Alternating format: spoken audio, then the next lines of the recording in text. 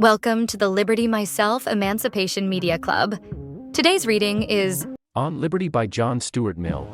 This is part of our twice-daily content heartbeat designed to help build information autonomy in our algorithm-dominated world.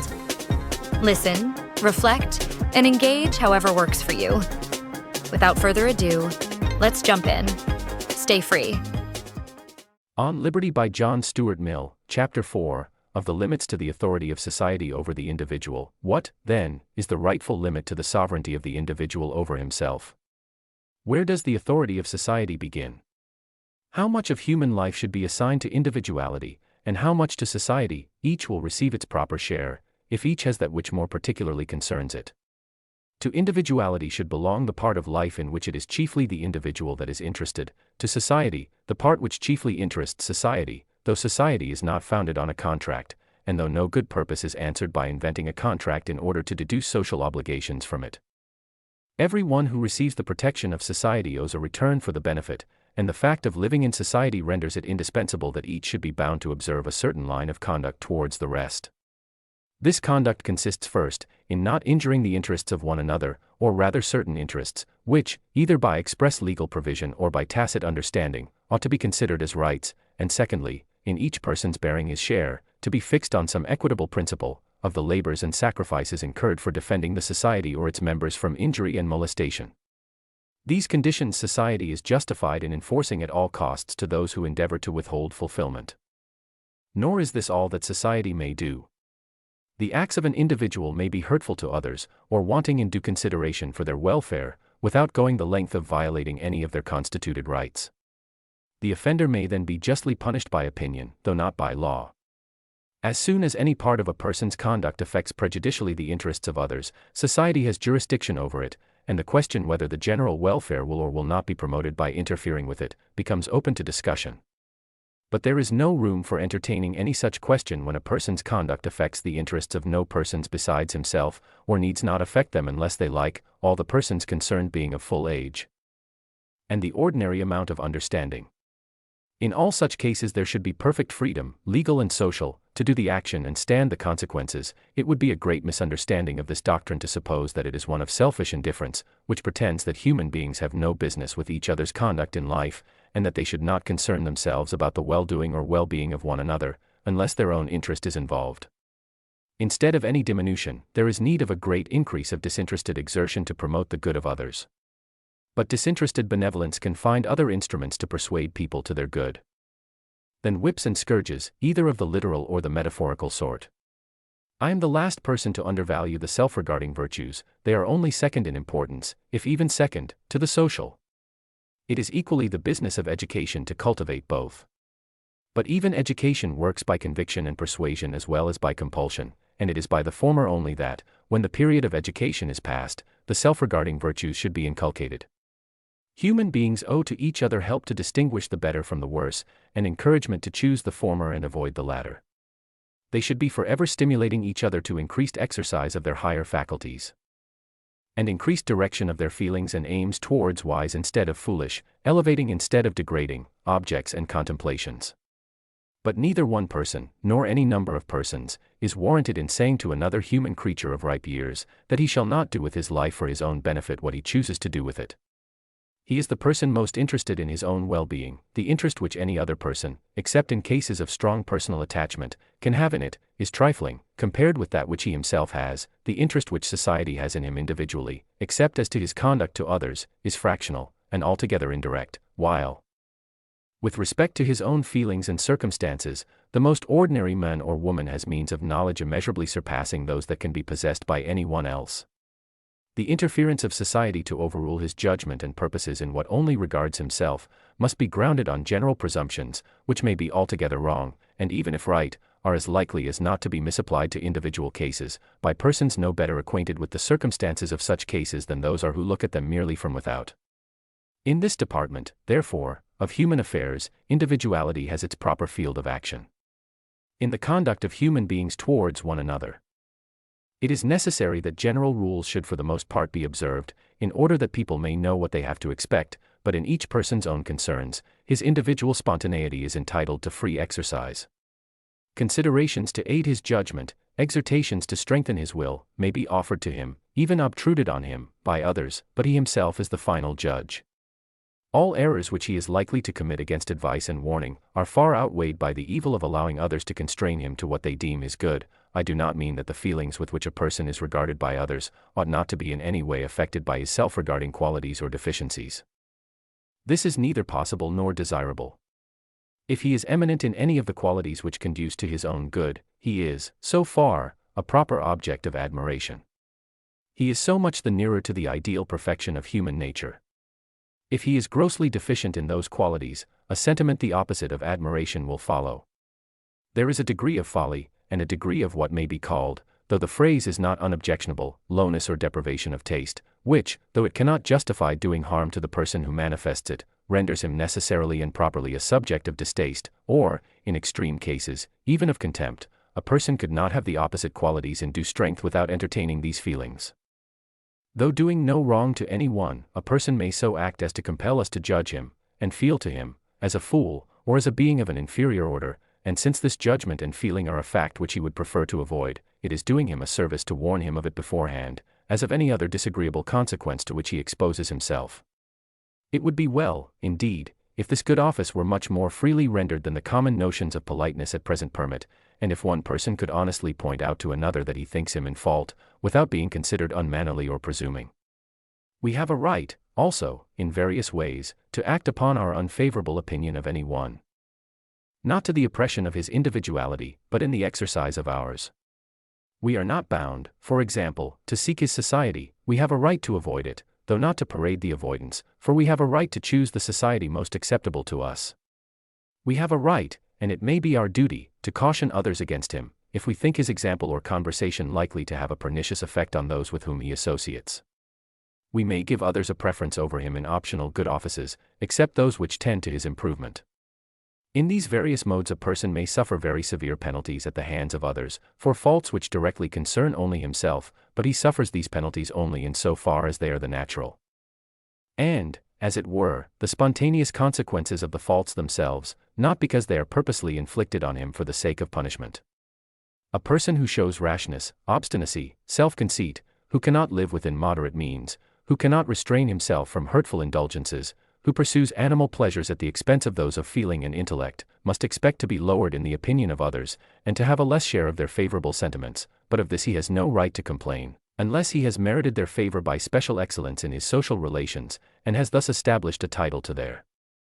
good offices, which is not affected by his demerits towards himself. What I contend for is, that the inconveniences which are strictly inseparable from the unfavorable judgment of others, are the only ones to which a person should ever be subjected for that portion of his conduct and character which concerns his own good, but which does not affect the interests of others in their relations with him. Acts injurious to others require a totally different treatment. Encroachment on their rights, infliction on them of any loss or damage not justified by his own rights, falsehood or duplicity in dealing with them, unfair or ungenerous use of advantages over them, even selfish abstinence from defending them against injury, these are fit objects of moral reprobation. And, in grave cases, of moral retribution and punishment. And not only these acts, but the dispositions which lead to them, are properly immoral, and fit subjects of disapprobation which may rise to abhorrence. Cruelty of disposition, malice and ill nature, that most antisocial and odious of all passions, envy, dissimulation and insincerity, irascibility on insufficient cause, and resentment disproportioned to the provocation, the love of domineering over others, the desire to engross more than one's share of advantages, the Greek, pleonesia of the Greeks.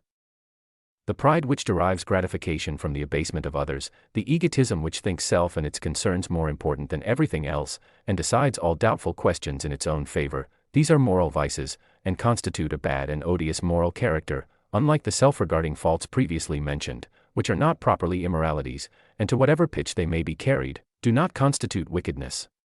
They may be proofs of any amount of folly, or want of personal dignity and self-respect, but they are only a subject of moral reprobation when they involve a breach of duty to others, for whose sake the individual is bound to have care for himself. What are called duties to ourselves are not socially obligatory, unless circumstances render them at the same time duties to others.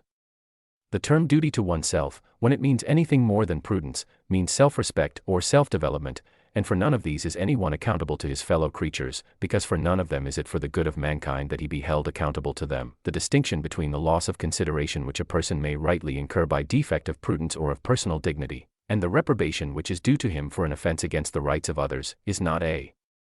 merely nominal distinction. It makes a vast difference both in our feelings and in our conduct towards him.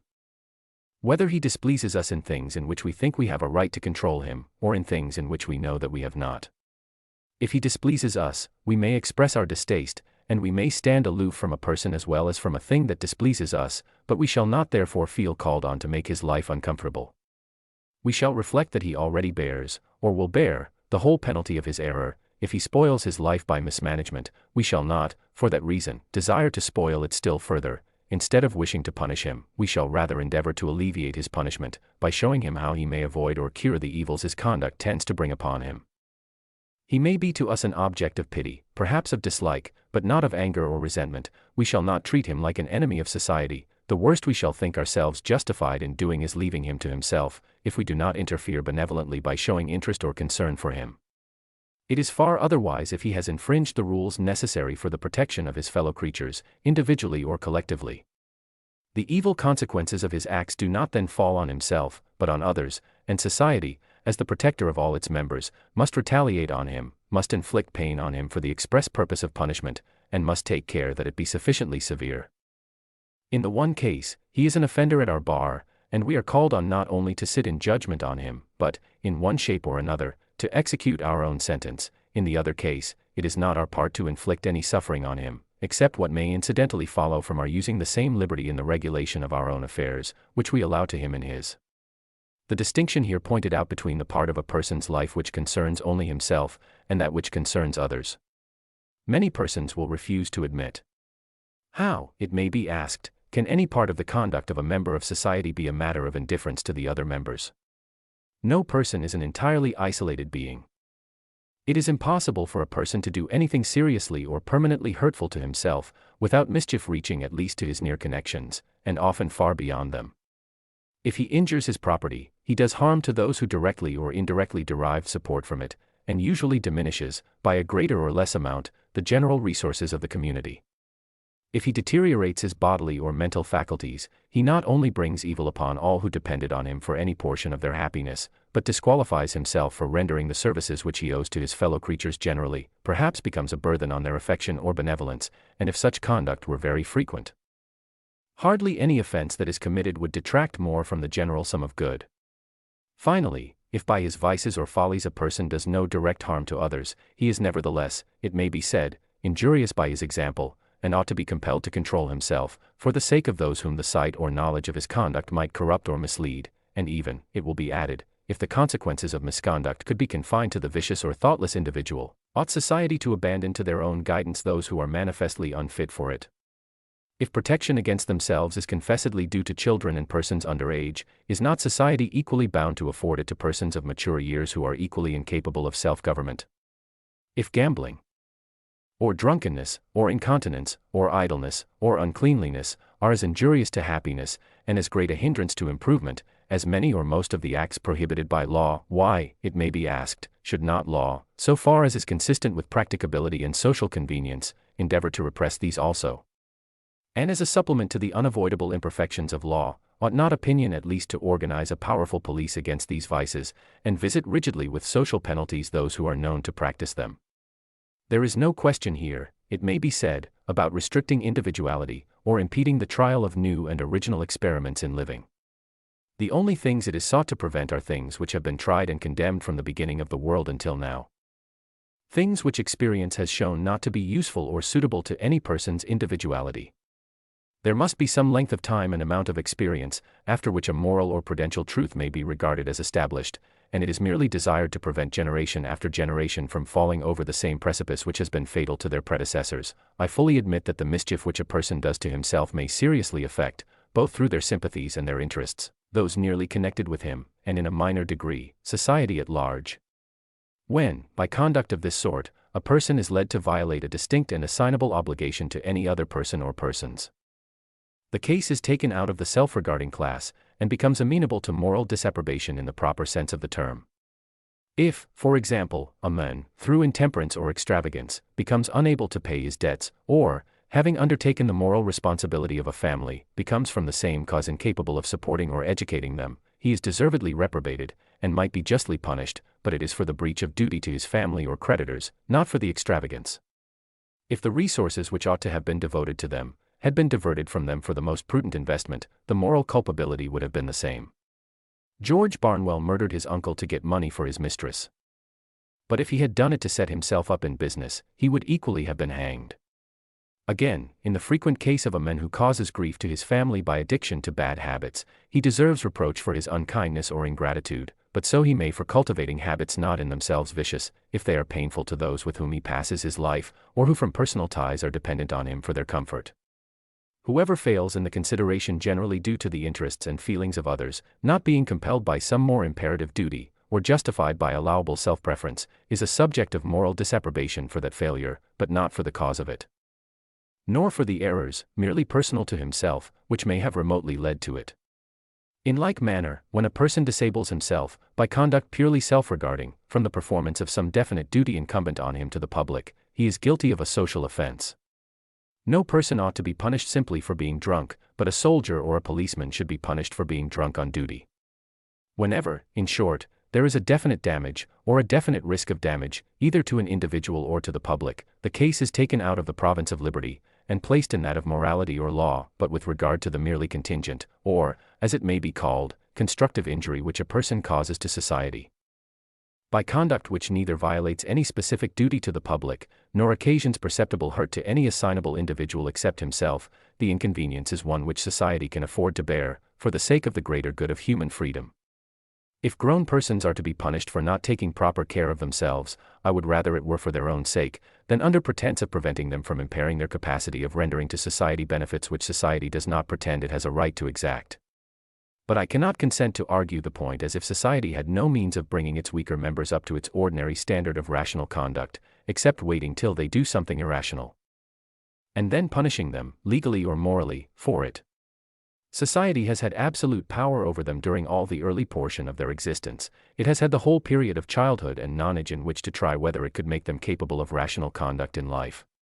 The existing generation is master both of the training and the entire circumstances of the generation to come. It cannot indeed make them perfectly wise and good, because it is itself so lamentably deficient in goodness and wisdom.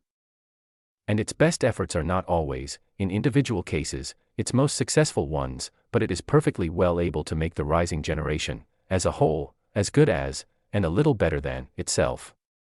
If society lets any considerable number of its members grow up mere children, incapable of being acted on by rational consideration of distant motives, society has itself to blame for the consequences.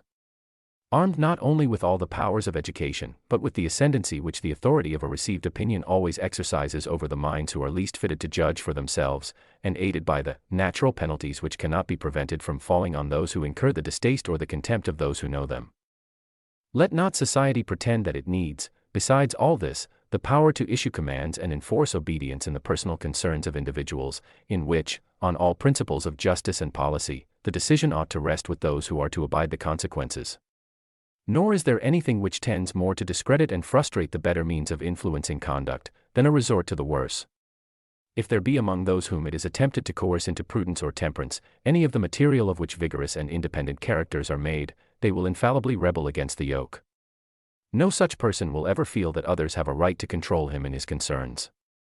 such as they have to prevent him from injuring them in theirs, and it easily comes to be considered a mark of spirit and courage to fly in the face of such usurped authority, and do with ostentation the exact opposite of what it enjoins, as in the fashion of grossness which succeeded, in the time of Charles II, to the fanatical moral intolerance of the Puritans. With respect to what is said of the necessity of protecting society from the bad example set to others by the vicious or the self-indulgent, it is true that bad example may have a pernicious effect, especially the example of doing wrong to others with impunity to the wrongdoer. But we are now speaking of conduct which,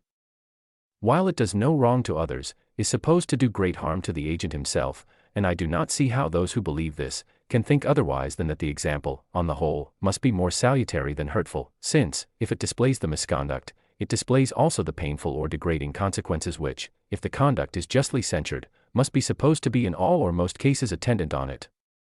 But the strongest of all the arguments against the interference of the public with purely personal conduct is that when it does interfere, the odds are that it interferes wrongly, and in the wrong place. On questions of social morality, of duty to others, the opinion of the public, that is, of an overruling majority, though often wrong, is likely to be still oftener right, because on such questions they are only required to judge of their own interests, of the manner in which some mode of conduct, if allowed to be practiced, would affect themselves. But the opinion of a similar majority, imposed as a law on the minority, on questions of self-regarding conduct, is quite as likely to be wrong as right, for in these cases public opinion means, at the best, some people's opinion of what is good or bad for other people, while very often it does not even mean that, the public, with the most perfect indifference, passing over the pleasure or convenience of those whose conduct they censure, and considering only their own preference.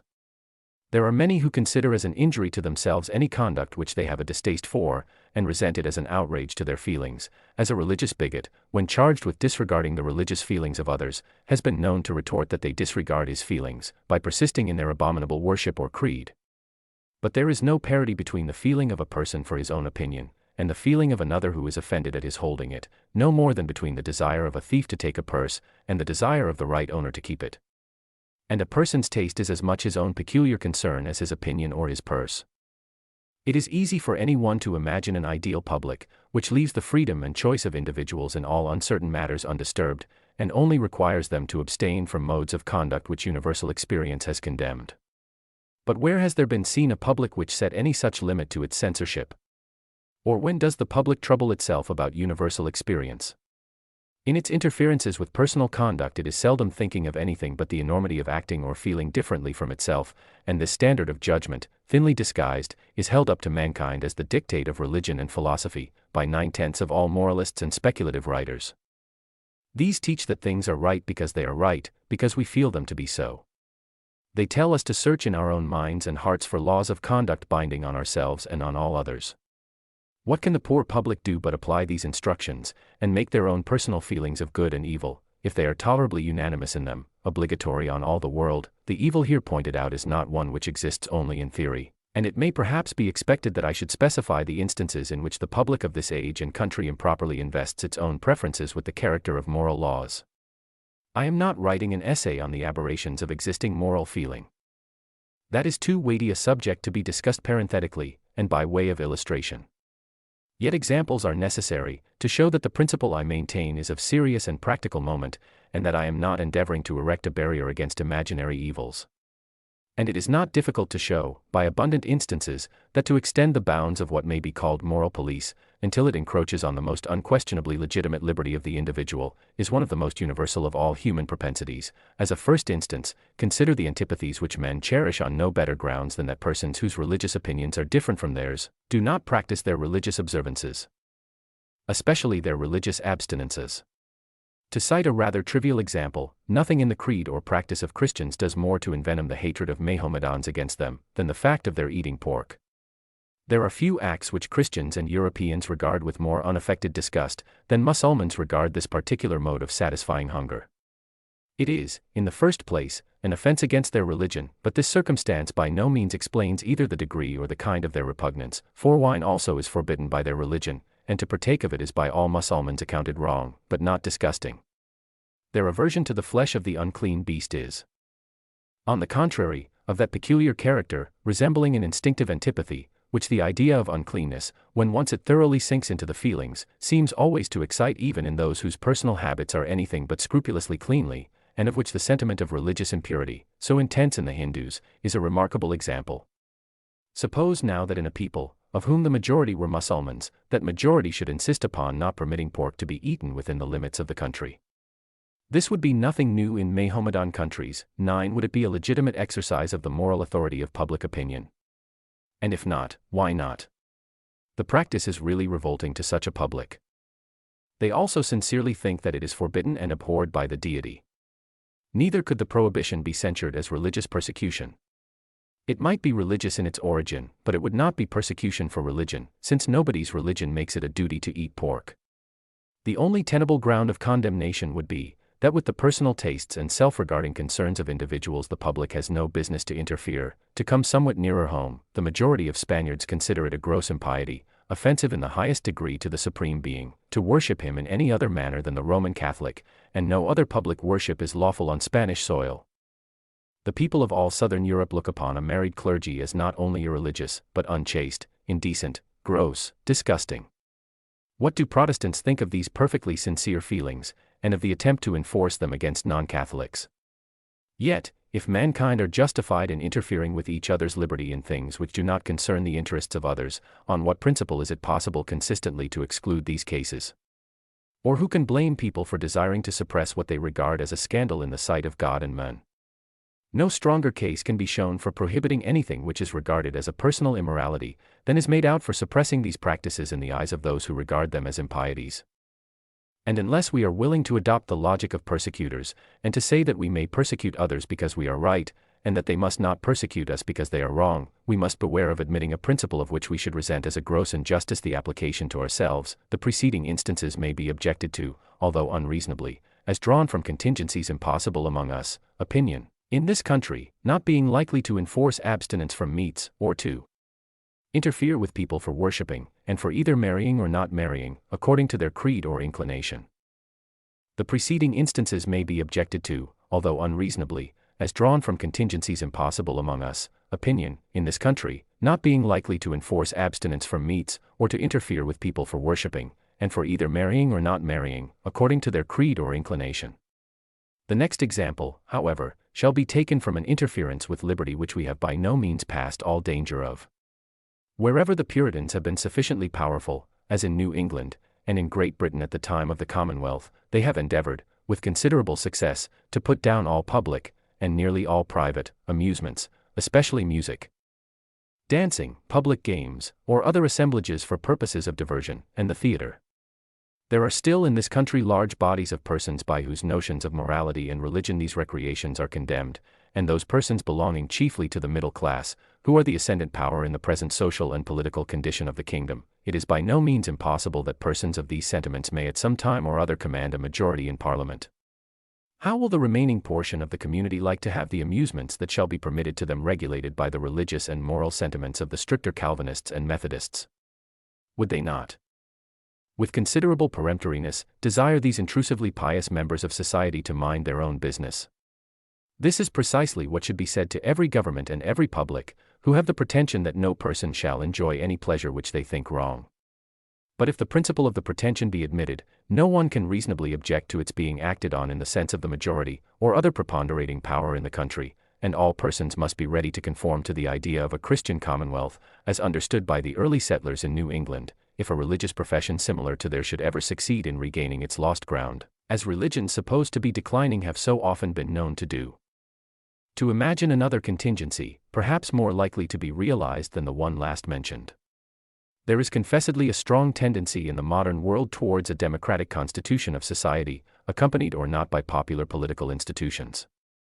It is affirmed that in the country where this tendency is most completely realized, where both society and the government are most democratic, the United States, the feeling of the majority, to whom any appearance of a more showy or costly style of living than they can hope to rival is disagreeable, operates as a tolerably effectual sumptuary law, and that in many parts of the Union it is really difficult for a person possessing a very large income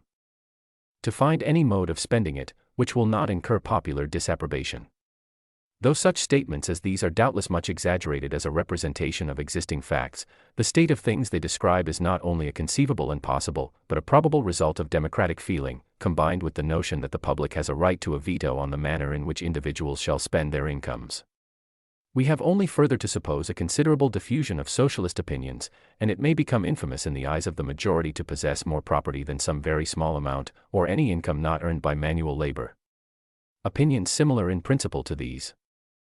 already prevail widely among the artisan class, and weigh oppressively on those who are amenable to the opinion chiefly of that class, namely, its own members. It is known that the bad workmen who form the majority of the operatives in many branches of industry are decidedly of opinion that bad workmen ought to receive the same wages as good, and that no one ought to be allowed, through piecework or otherwise, to earn by superior skill or industry more than others can without it.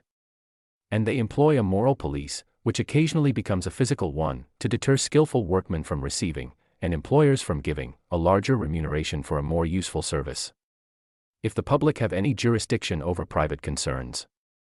I cannot see that these people are in fault, or that any individual's particular public can be blamed for asserting the same authority over his individual conduct, which the general public asserts over people in general, but, without dwelling upon supposititious cases, there are, in our own day, gross usurpations upon the liberty of private life actually practiced, and still greater ones threatened with some expectation of success, and opinions propounded which assert an unlimited right in the public not only to prohibit by law everything which it thinks wrong, but in order to get at what it thinks wrong, to prohibit any number of things which it admits to be innocent, under the name of preventing intemperance. The people of one English colony, and of nearly half the United States, have been interdicted by law from making any use whatever of fermented drinks, except for medical purposes, for prohibition of their sale is in fact, as it is intended to be, prohibition of their use. And though the impracticability of executing the law has caused its repeal in several of the states which had adopted it, including the one from which it derives its name, an attempt has notwithstanding been commenced, and is prosecuted with considerable zeal by many of the professed philanthropists, to agitate for a similar law in this country. The association, or alliance as it terms itself, which has been formed for this purpose, has acquired some notoriety through the publicity given to a correspondence between its secretary and one of the very few English public men who hold that a politician's opinions ought to be founded on principles. Lord Stanley's share in this correspondence is calculated to strengthen the hopes already built on him, by those who know how rare such qualities as are manifested in some of his public appearances, unhappily are among those who figure in political life. The organ of the alliance, who would deeply deplore the recognition of any principle which could be wrested to justify bigotry and persecution, undertakes to point out the broad and impassable barrier which divides such principles from those of the association. All matters relating to thought, opinion, conscience, appear to me, he says, to be without the sphere of legislation, all pertaining to social act, habit, relation, subject only to a discretionary power vested in the state itself, and not in the individual, to be within it. No mention is made of a third class, different from either of these, viz. acts and habits which are not social, but individual, although it is to this class, surely, that the act of drinking fermented liquors belongs. Selling fermented liquors, however, is trading, and trading is a social act. But the infringement complained of is not on the liberty of the seller, but on that of the buyer and consumer, since the state might just as well forbid him to drink wine as purposely make it impossible for him to obtain it.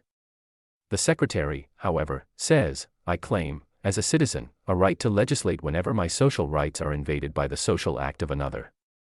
And now for the definition of these social rights. If anything invades my social rights, certainly the traffic in strong drink does. It destroys my primary right of security, by constantly creating and stimulating social disorder. It invades my right of equality, by deriving a profit from the creation of a misery I am taxed to support.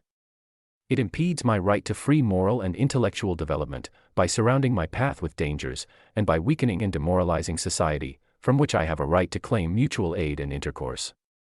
A theory of social rights, the like of which probably never before found its way into distinct language, being nothing short of this, that it is the absolute social right of every individual, that every other individual shall act in every respect exactly as he ought, that whosoever fails thereof in the smallest particular, violates my social right, and entitles me to demand from the legislature the removal of the grievance. So monstrous a principle is far more dangerous than any single interference with liberty. There is no violation of liberty which it would not justify. It acknowledges no right to any freedom whatever, except perhaps to that of holding opinions in secret, without ever disclosing them, for, the moment an opinion which I consider noxious passes any one's lips, it invades all the social rights attributed to me by the alliance. The doctrine ascribes to all mankind a vested interest in each other's moral, intellectual, and even physical perfection, to be defined by each claimant according to his own standard. Another important example of illegitimate interference with the rightful liberty of the individual, not simply threatened, but long since carried into triumphant effect, is Sabbatarian legislation. Without doubt, abstinence on one day in the week, so far as the exigencies of life permit, from the usual daily occupation, though in no respect religiously binding on any except Jews, is a highly beneficial custom. And inasmuch as this custom cannot be observed without a general consent to that effect among the industrious classes, therefore, in so far as some persons by working may impose the same necessity on others, it may be allowable and right that the law should guarantee to each the observance by others of the custom, by suspending the greater operations of industry on a particular day. But this justification, grounded on the direct interest which others have in each individual's observance of the practice, does not apply to the self-chosen occupations in which a person may think fit to employ his leisure, nor does it hold good, in the smallest degree, for legal restrictions on amusements.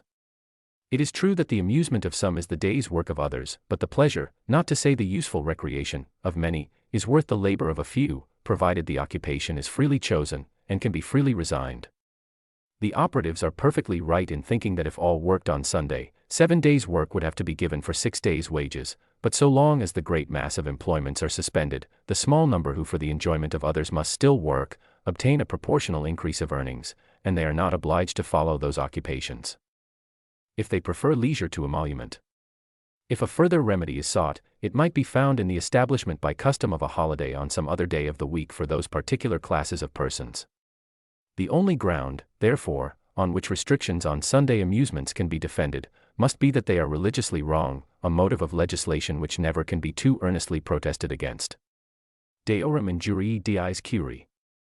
It remains to be proved that society or any of its officers holds a commission from on high to avenge any supposed offense to omnipotence, which is not also a wrong to our fellow creatures. The notion that it is one man's duty that another should be religious was the foundation of all the religious persecutions ever perpetrated, and if admitted, would fully justify them. Though the feeling which breaks out in the repeated attempts to stop railway traveling on Sunday, in the resistance to the opening of museums, and the like, has not the cruelty of the old persecutors, the state of mind indicated by it is fundamentally the same.